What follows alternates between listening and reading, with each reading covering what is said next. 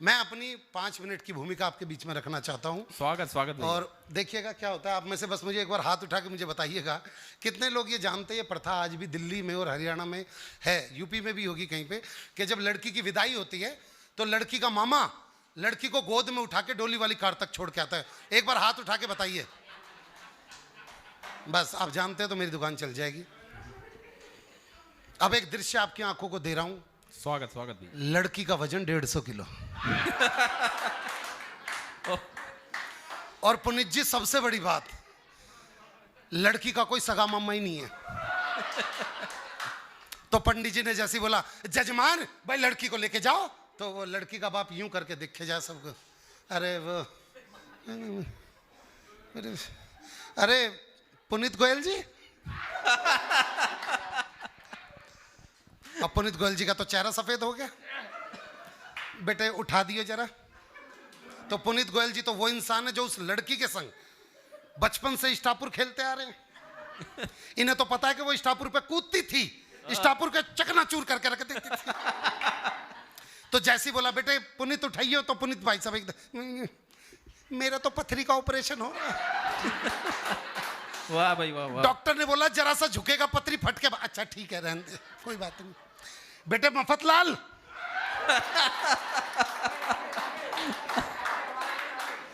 इसलिए तो वहां पे आवाज मार रहा हूं, मुझे पता है।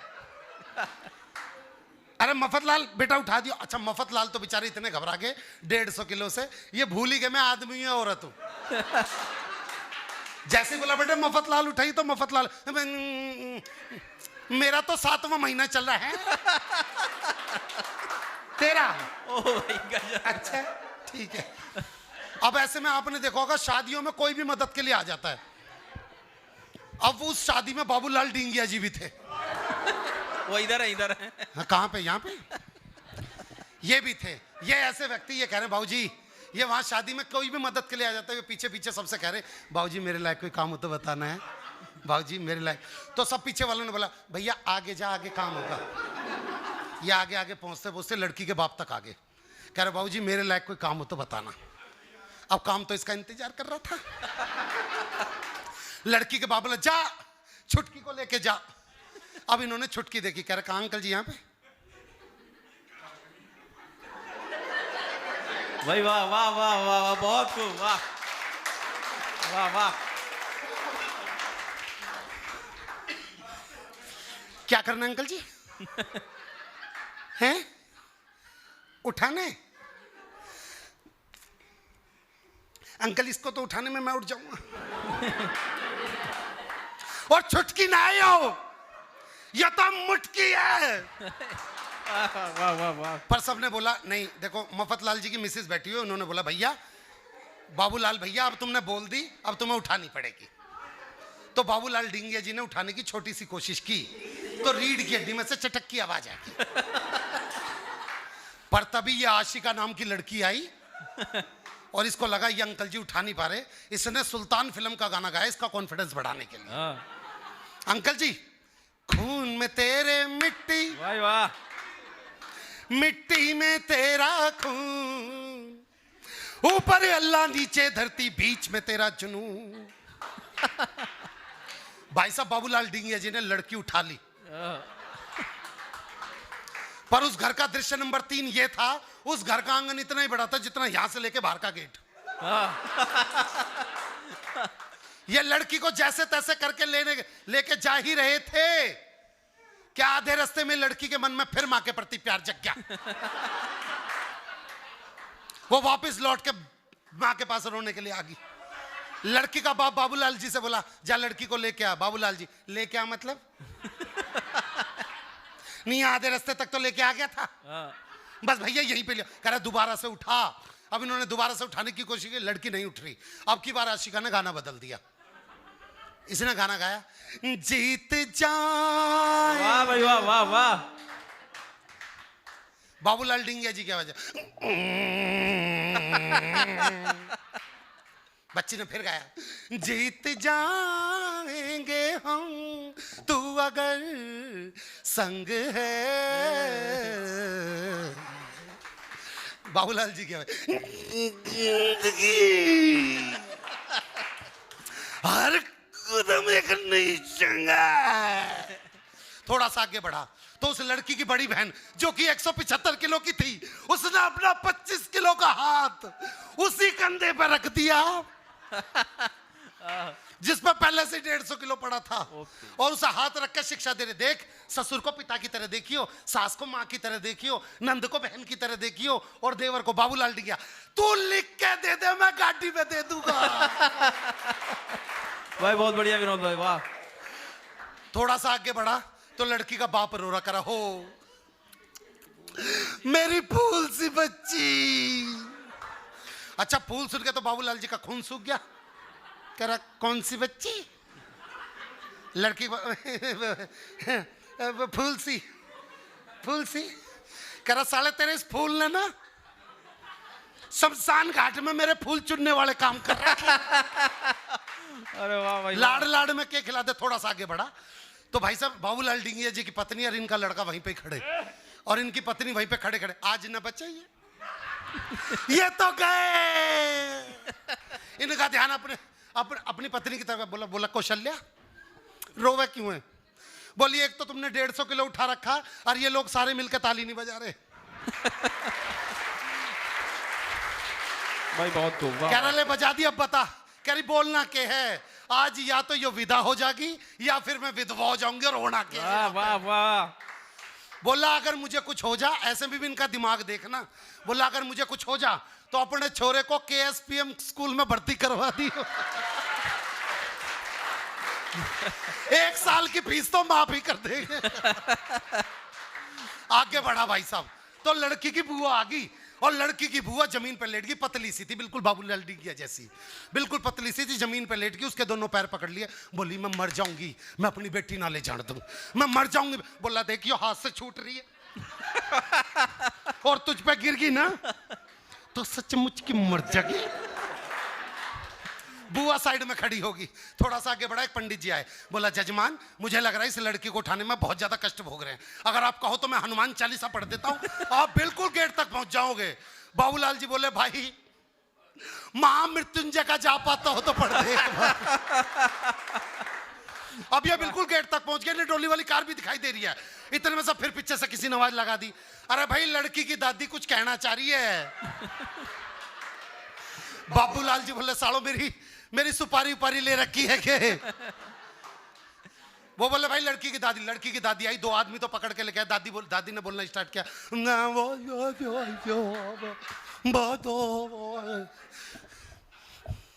भैया क्या कह रही है यू है, क्या कह रही है? कह रहे भैया बुजुर्ग औरत है, सांस फूल रही है। कह रहा सालो किसी की सांस उखड़ भी तो रही है।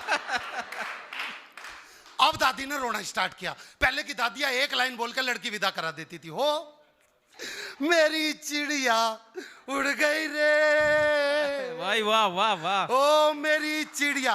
बोला किसी के तोते भी तो उड़ा रही है।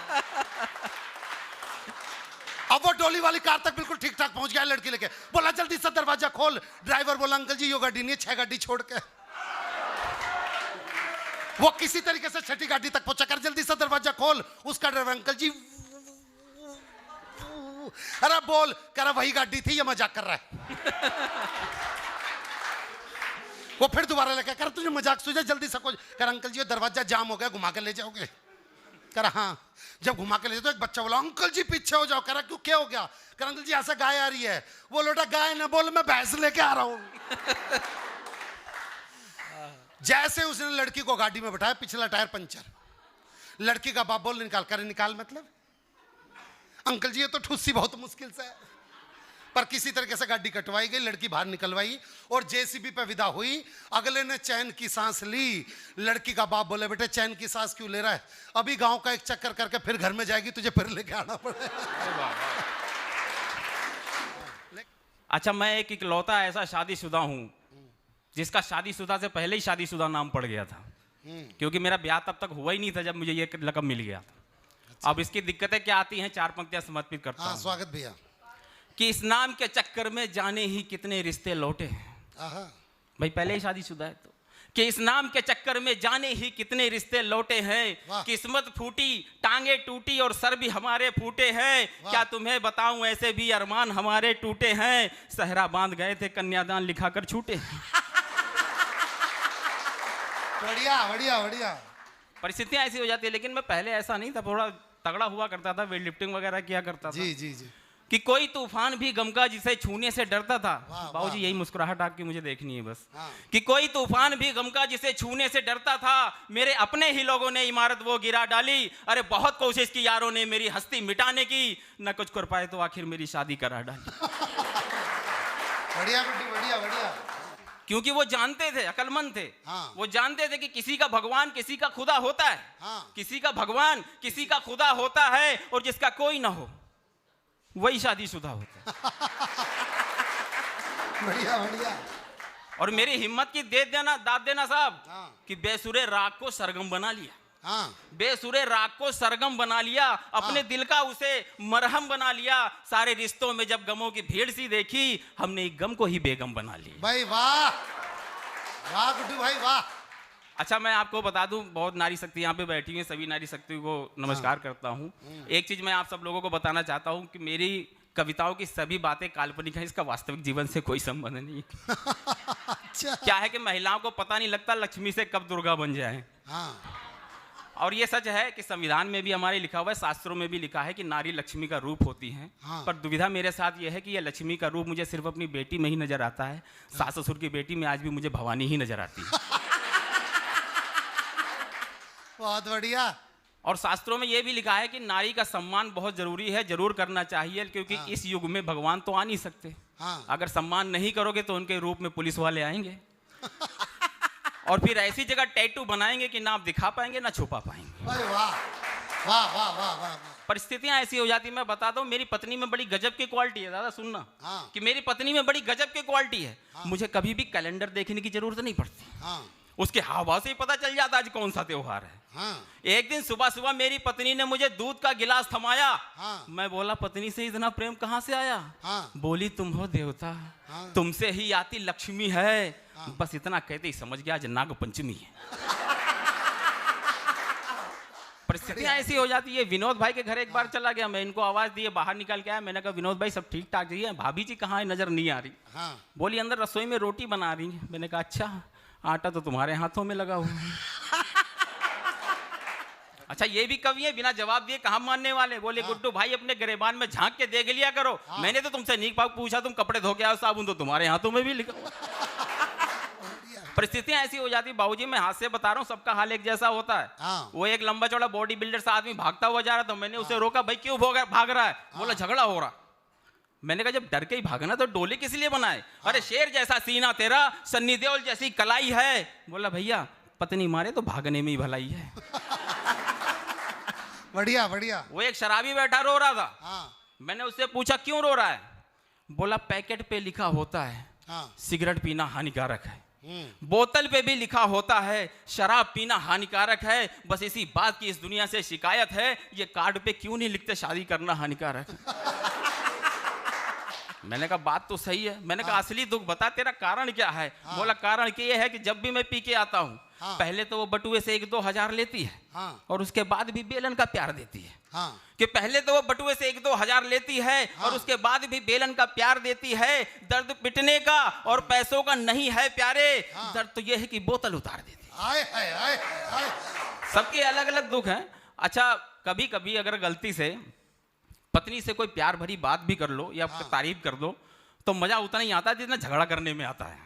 यानी रिजल्ट वही मिलता है। हाँ। मैंने पत्नी की तारीफ में 4 पंक्तियां उसको सुनाई जी। कि बज़्म-ए हुस्न का खिलता हुआ गुलाब हो तुम, आए हाय। बज़्म-ए हुस्न का खिलता हुआ गुलाब हो तुम, मेरे दिल ने कहा नूरे जहां खिताब हो तुम, हसरते दीद आसमां को भी रहती है तेरी, चांद का है अगर कोई तो वो जवाब हो तुम। आहा भाई वाह वाह वाह वाह वाह वाह। अब पत्नी तो पत्नी है। बोली, किसके लिए लिखा है? किसके सपने हो संजोए अभी तक, किस ख्याल में हो जो कपड़े नहीं भिगोए अभी तक। अरे तुमने ही कहा था मुझे रानी बना के रखोगे, फिर ये बताओ ये बर्तन क्यों नहीं धोए अभी तक? हाँ वाह। बाबूजी कोई और होता ना तो हेकड़ी पल में निकाल देता, हाँ। पर आदेश था पत्नी का, कैसे टाल देता। हम्म। पर हैरत की बात यह है, पत्नी का आदेश सुनते ही मेरी नहीं बर्तनों की सांसें अटक गईं। वो प्लेट जो सबसे ऊपर थी नीचे खिसक गई। चाय केतली कटोरी आपस में फुसफुसा रही थी और प्लेटें एक दूसरे में खुद को फंसा रही थी। वाह। मैं सोच भी नहीं सकता कि चम्मच गिलास के अंदर जाकर छुप जाएगा, क्योंकि वो जानता था मेरा हाथ गिलास के अंदर तक नहीं जाएगा। पर जैसे ही बर्तनों की तरफ मैंने कदम बढ़ाया, मुझे देखकर सबसे पहले कुकर चिल्लाया। बोला, हे बनाने वाले, हे बनाने वाले, ये कैसा सितम ढा रहा है, क्यों जला जला के सता रहा है। अरे नाजुक कोमल हाथों की कुछ और बात थी, ये पहलवान क्यों धोने आ रहा है। बढ़िया, बढ़िया। अभी आते एक चीज मैं बता दूं बाबूजी, क्योंकि मैं शादीशुदा कवि हूं, आप लोग जो शांति से बैठे हुए हैं मैं उनको बता देना चाहता हूं, मैं शादीशुदा कवि हूं और मेरी कमजोरी है कि जब तक जी भर के पत्नी से गालियां और आपसे तालियां न सुन लो बेटी चार्ज नहीं होती। वाह वाह वाह वाह वाह वाह। क्योंकि जब से हुआ शादीशुदा, मैं आपको एक बात बता दूं, गुड्डू भाई जो कविता सुना रहे हैं ये वही रचना है जो वाह भाई वाह में शैलेश जी के सामने इन्होंने सुनाई थी। बर्तनों पे जब एक पति बर्तन धोने जाता है तो बर्तन भी आपस में बात करते हैं, वो जो बात करते हैं उसी बात पे कविता है। एक बार आपकी जोरदार तालियों के बीच में भाई गुड्डू शादीशुदा। भेद पहले खोल दो सारे कि कोई जब जैसे ही मैंने कुकर की तरफ अपना कदम बढ़ाया, सुनना बाबूजी जी, मैं जानता हूं आपके हाथों में सबका भविष्य है, पर मेरा वर्तमान चौपट मत कीजिए।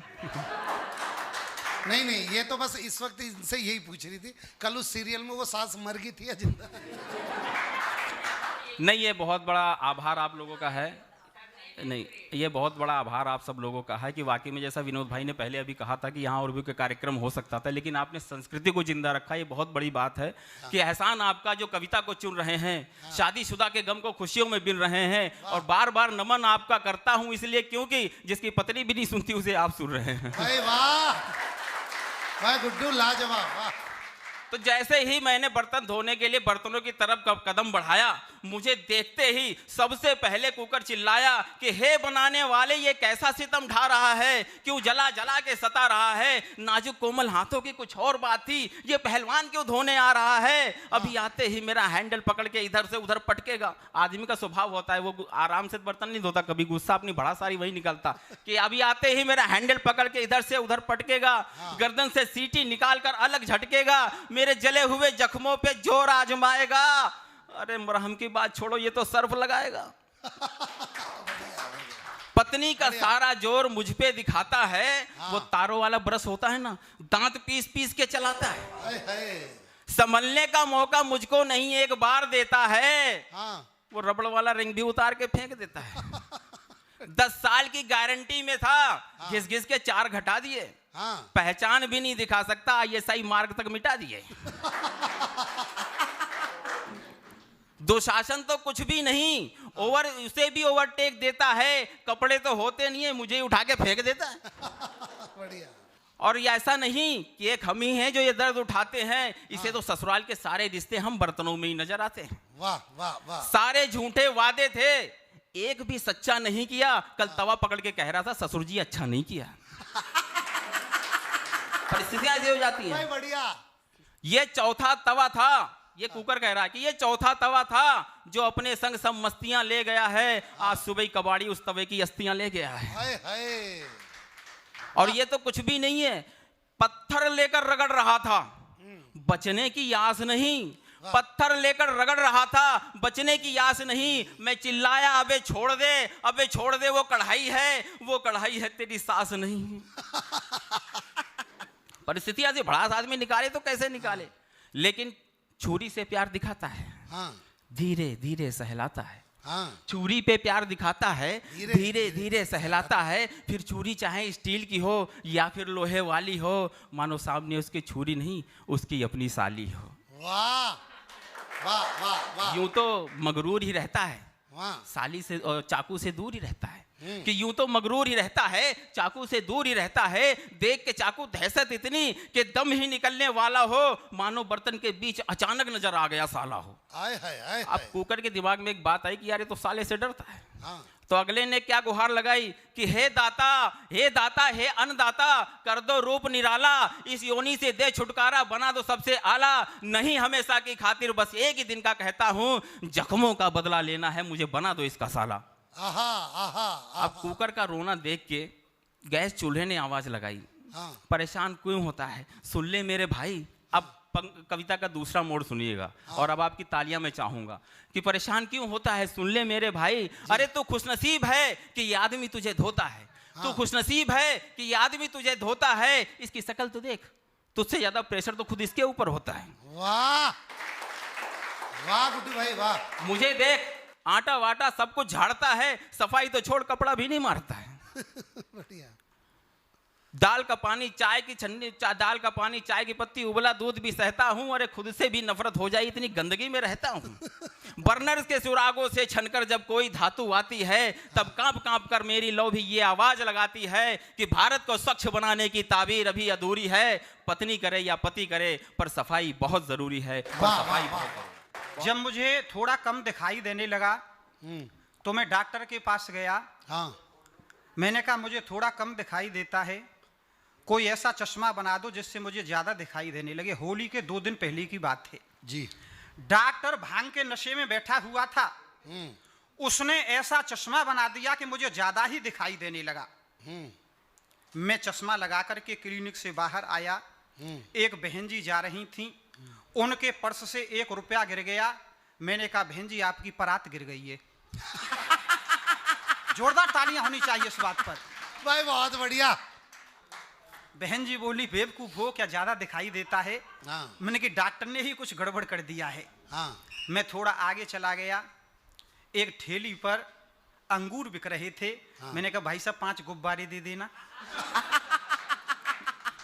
बोला बेवकूफ है क्या, हाँ। ये तुझको गुब्बारे दिखाई दे रहे हैं। मैंने कहा डॉक्टर ने गड़बड़ कर दी है। मैं फिर क्लिनिक पे गया, डॉक्टर किसी के सुई लगाने के लिए सिरंज रखी हुई थी मेज पर। मैंने कहा डॉक्टर साहब पिचकारी क्यों रख रखी है, क्या होली आ गई है? तो ऐसा भी हो जाता है। तभी आप बाबूलाल डिंगिया जी को आज पहलवान जी कह रहे थे।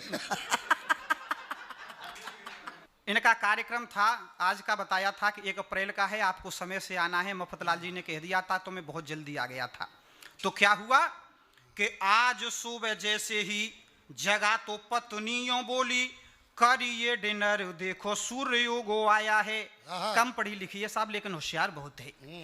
कि आज सुबह जैसे ही जगा तो पत्नियों बोली करिए डिनर, देखो सूर्य उगो आया है।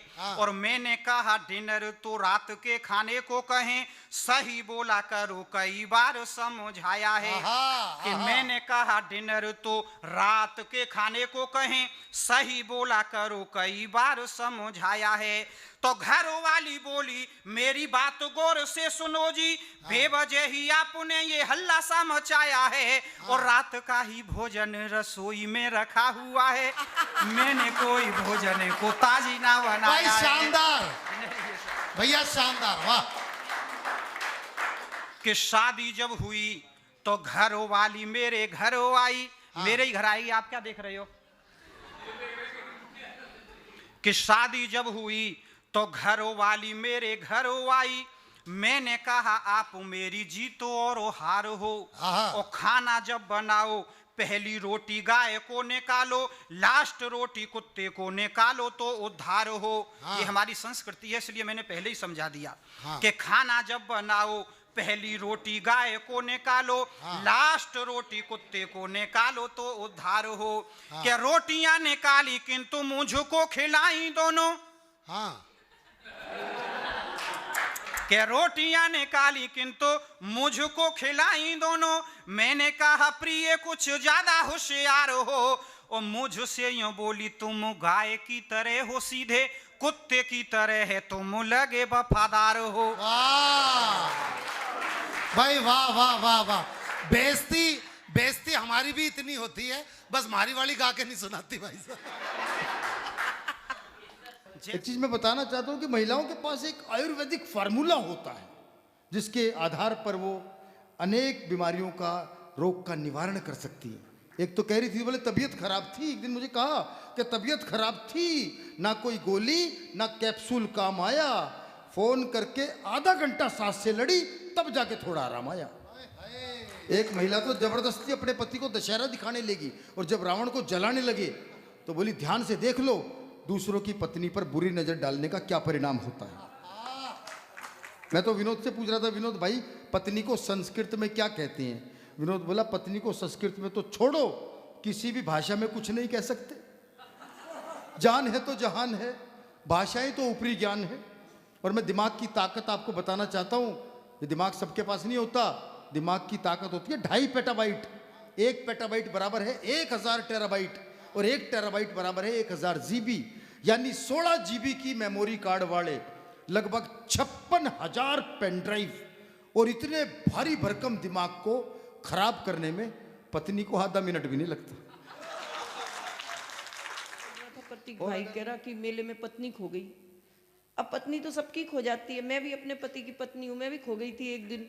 और मेरे पति राम जी के मंदिर पहुंच गए, कभी गए नहीं, अचानक पहुंच गए, बोले राम जी पत्नी खो गई, क्या करूं? देखो जितना मर्जी लोग कह लें कि पत्नी बुरी बुरी, लेकिन है ना जब खो जाए तो पता तभी लगता है कि कहाँ गई। तो राम, ये सच्चाई है सर, ताली बजनी चाहिए। जहाँ के मेरे पति लेट गए, बोले राम जी पत्नी खो गई। अब मेरे पति इतने दिल से उनके सामने दंडवत हो गए कि राम जी प्रकट हो गए। बोले पत्नी ढूंढ रहा है पर गलत मंदिर आ गया, मेरी खुद हनुमान ढूंढ के लाया था, वहीं चला जा। तो मस्ती में रहना चाहिए, टेंशन लेने की चीज़ ही नहीं है। मैं तो बिल्कुल यही बात कहती हूँ कि टेंशन लेने की ज़रूरत ही नहीं है।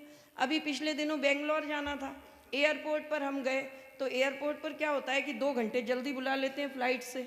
तो हम बैठे हुए थे, मेरे आगे वाली सीट पर 2 बच्चे बैठे हुए थे। एक बच्चे ने दूसरे बच्चे से कहा कि मेरा नाम जसप्रीत है, आपका नाम? दूसरा बच्चा बोला मेरा नाम ब्रह्मजोत। दोनों बच्चों ने हाथ मिलाया। बोला कहाँ रहते हो? बोला दिल्ली में साउथ एक्स में। दूसरे ने कहा हाथ मिला, मैं भी दिल्ली में साउथ एक्स में रहता हूँ। बोला साउथ एक्स पार्ट 1 या 2? पहला बोला साउथ एक्स पार्ट 2, दूसरा बोला अरे हाथ मिला, मैं भी साउथ एक्स पार्ट 2 में रहता हूँ। बोला मकान नंबर? बोला 3/3 2nd फ्लोर। खड़ा हो गया दूसरा बच्चा, बोला मैं भी 3/3 2nd फ्लोर में रहता हूँ। जैसे आप सबको टेंशन हो गई, वहां पर रसिक जी बैठे थे, उनको भी टेंशन हो गई। और लोगों को भी टेंशन हो गई कि ये दोनों बच्चे। तो एक बंदा बोला बेटा तुम दिल्ली में साउथ एक्स में पार्ट 2 में 3/3 में 2nd फ्लोर में रहते हो, एक दूसरे को जानते नहीं। बच्चा बोला अंकल आप क्यों टेंशन ले रहे हो, हम दोनों तो भाई भाई हैं, टाइम पास कर रहे हैं। और तालियां तो आप वृंदावन वाले इस बात पर बजाना कि वो दोनों बालक जसप्रीत और ब्रह्मजोत मेरे बेटे थे। रही बात, ये सब कहते हैं कि पत्नी पत्नी, और ये मेरे घर में क्या होता है, मैं तो जब घर जाऊं तो क्या हुआ, स्कूल से एक दिन घर गई तो देखा एक पड़ोसन गुजर गई और सारा मोहल्ला वहाँ इकट्ठा, और लेकिन मेरे सरदार जी घर पर ही बैठे, मनुष्य शक्ल बनाए। मैं जल्दी से अंदर गई, भाई मुझे लगा ये क्या हुआ, ये क्यों नहीं गए?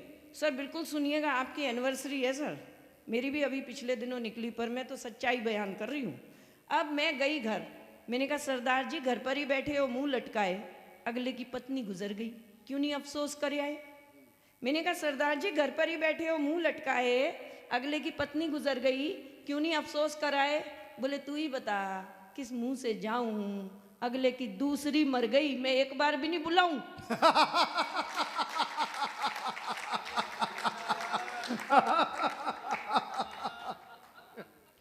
हमारे एक पड़ोसी हैं, एक तो पड़ोसी भी इतने बढ़िया है ना कि मैं कहती हूँ कि बस दृष्टिकोण बदल लेना चाहिए, बस आपको हाथ से वही मिल जाएगा।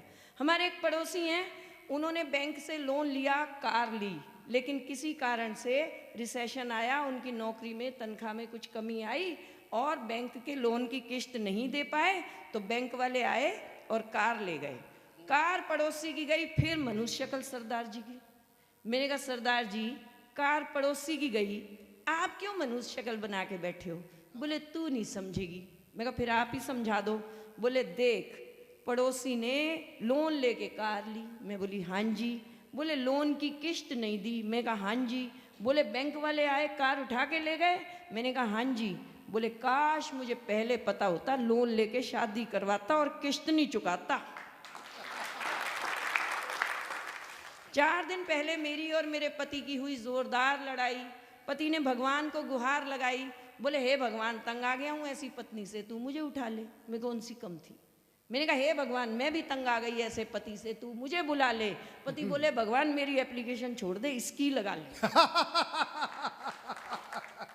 हम दोनों पति पत्नी इसी तरह लड़ते झगड़ते जिंदगी गुजार लिया करते हैं, लेकिन हम दोनों एक दूजे से नहीं, उस ऊपर वाले से डरते हैं।